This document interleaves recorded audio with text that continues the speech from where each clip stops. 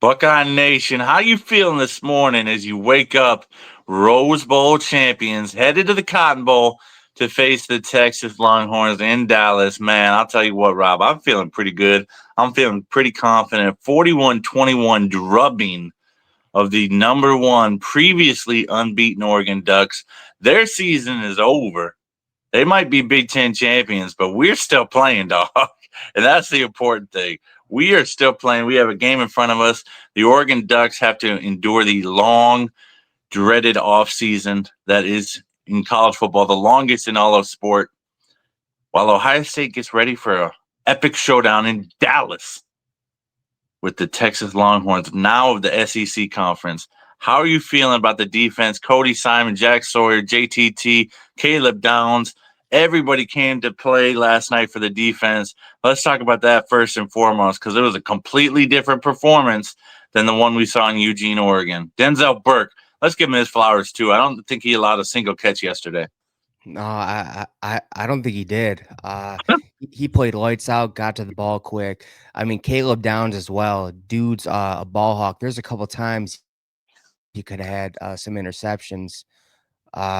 But looking back at the last Oregon game, zero quarterback pressures, Yeah. zero sacks. Dylan Gabriel threw for pretty much almost 500 passing yards.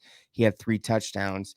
And this time, I'm like, okay, looking at some other games, when this dude is flustered, he makes some bad throws. He's not the same quarterback. And that's what Ohio State did. Made him second guess himself. He held on the ball for too long. 8 sacks from this defense. I think Cody Simon got 2 or 3.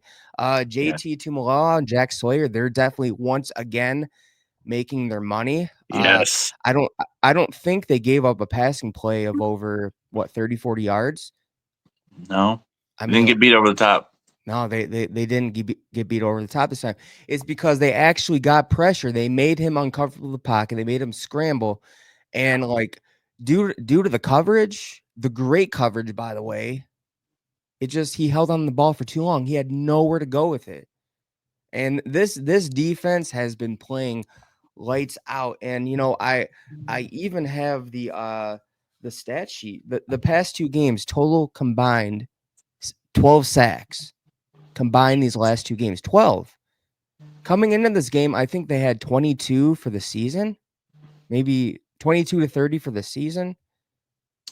Yeah, it was Um, 22 since the Oregon game. I don't know yeah, how many they had in the first couple games. yeah, but you know, and they've only given up 2 pass touchdowns, and it was in this lone game. Uh, Yeah. Yeah. and they've outscored opponents 82 to 38. But we'll talk about the offense in a bit. But dude, I just want to make a point. Mm. You go back to our videos. I called this. I said that they need some heartbreaking losses. Now, I wasn't expecting the Michigan one. Hats off to Michigan, but that was the ultimate heartbreaking loss that they needed to get this Mm. motor going. And by God, like this is a team that's on a mission. They look unstoppable right now, offensively, defensively, and it's funny.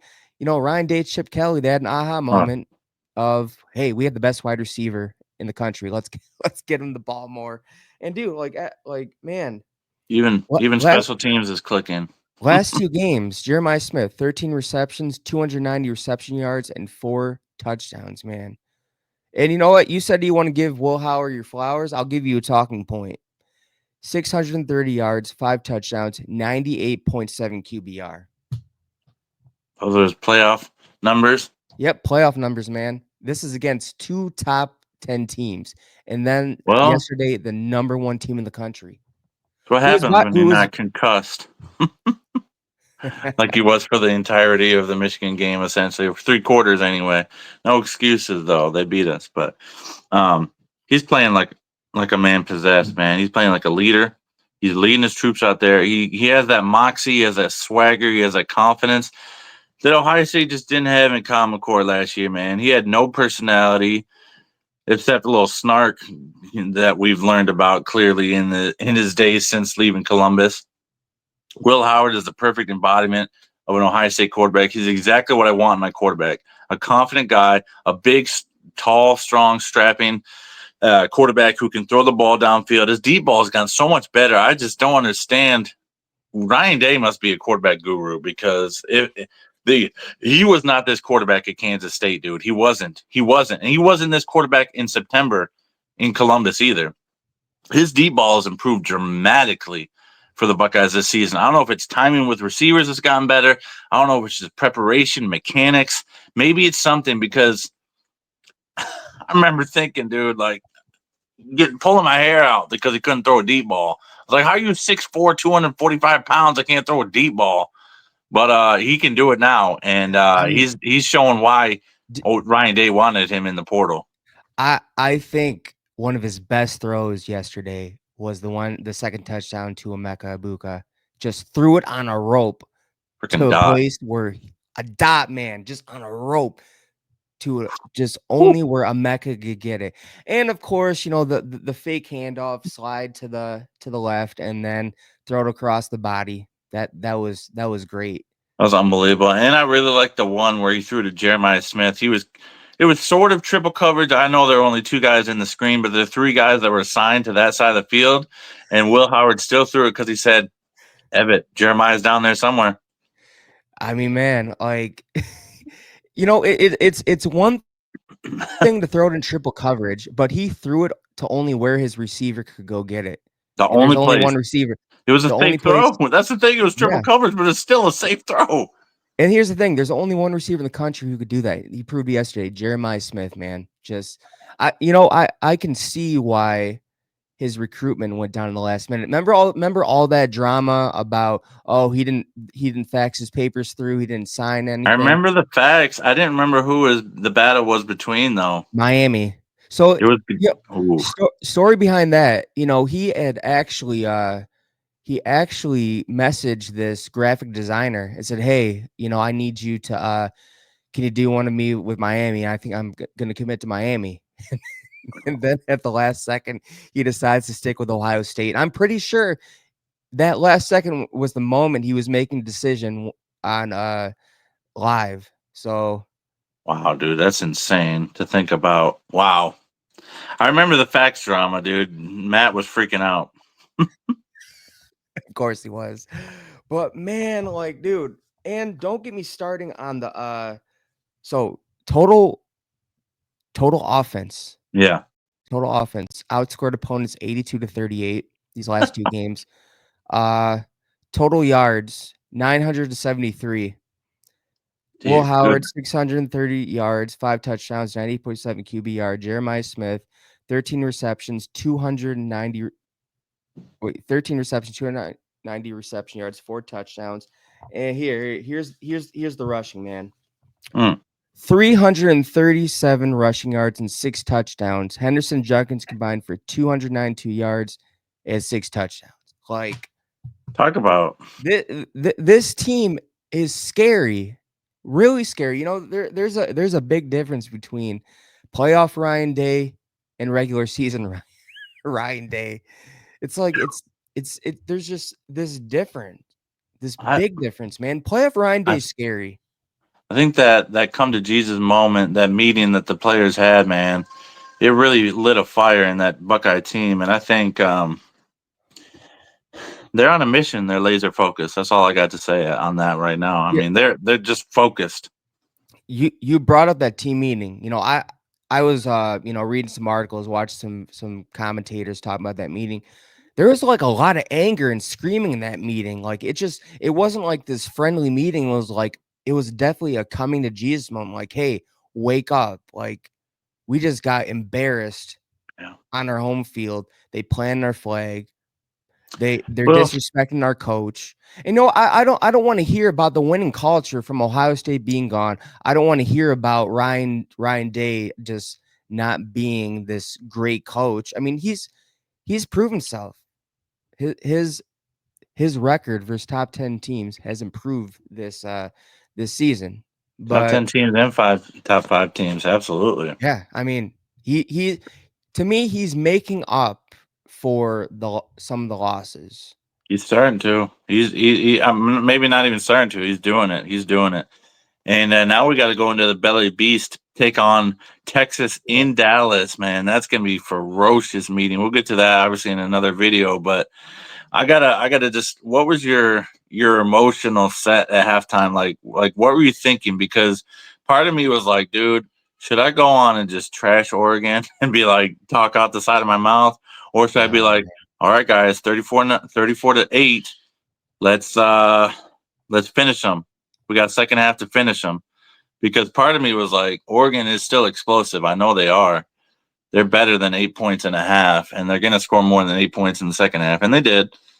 But they never came close to threatening us, man. 34-15. A little knot in my stomach started appearing. I was like, oh, Lord, this could get interesting. And then we went down and scored the next possession and completely ended the game. So yeah, I mean, definitely, man. My thoughts at halftime, like, man, this seems too good to be true. We've seen Ohio State get these big leads, but I think that Oregon was so shell shocked. They were just so overwhelmed by Ohio State's offense.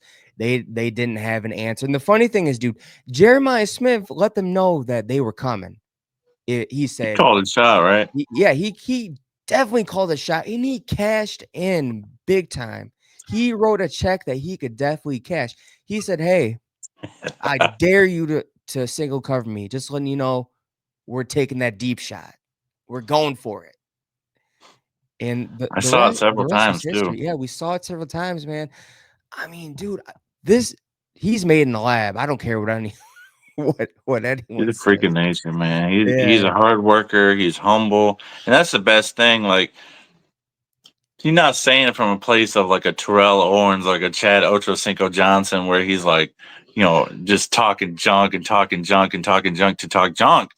He's saying it because that's truly what he believes, and then he's humble about it. He's not going to come on here and say like, "Yeah, that's because I am the greatest there ever was. Nobody can cover me." That kind of stuff. Like yeah. it's not a cockiness; it's a confidence. Yeah, I I would say that Will Howard's cocky and arrogant, but Will Howard might be, but not JJ Smith though, is what I'm saying. no, definitely not. But man, this was sweet, dude. I mean, Oregon came in, stormed the Big Ten, won the Big Ten title, but this is a lot sweeter. It did. This is Like sweeter. we This is we sweeter. we sent them home. Their Ohio State season's sent them done, home. man. Yeah. They're sitting by the fire. And you know what? Dan Lanning is the saltiest of them all. He said, "Today just wasn't our day, and neither was Ohio State's against Mm. Michigan." Mm. Bunch of salt, man. That's some serious salt. Yeah, that's serious salt, dude. I'm excited that we get to continue our season while Oregon sits home and Dan Lanning in his salty mouth have to eat salt and crackers the all off season. So Man. Hey, but you know what? You know what? They can keep getting that NIL money, that Phil Knight money, but it just maybe the narrative about Dan Lanning's going to change. This is has the twice. potential to. This is like 3 times when he can't win the big games. I don't know if Maybe he's going that's to going to have be a the better narrative about roster than him. what he had this year. He might I don't though know, man. because NIL is huge. Yeah, I wonder what Naheem Offord is thinking, or Jordan Davison, or some other, or Trey McNutt. Trey McNutt is the guy I was thinking about, the Ohioan. I wonder what they're thinking right now. But it is what it is, man. For I will say this: things like that are some players are like, man, now I'm even more motivated coming to Oregon, get to work, and take them to the promised land. That it is For what, some players, it is a yeah. motivating thing for sure. Sometimes it is. But Ohio State Rose Bowl champions, 41-21. I'm definitely buying a shirt. You better believe I am, because this game means a lot to me. It really does. Yeah, yeah. Beating Oregon is huge, man. It was a game that was circled all off season. Everybody knew it was going to be a top 5 matchup. Everybody knew Michigan was going to fall off, and we were looking forward to it. We ended up on the short end of the stick on the first time, but on the one that mattered the most of the most, with the most on the line, the Buckeyes not only prevail but dominate. Yeah, dude, they're on a mission. You know, you could tell that they love their coach. They love Yeah, each other. They're band of brothers, man. They're playing for one another. They're playing for their coach. the I want brotherhood all is real. I want all this talk to stop about the winning culture is gone. That Ryan Day is not a good coach. Ryan Day, I'm Yeah, gonna say it again. Ryan Day has a garbage. Michigan problem. He is. Yeah. He does.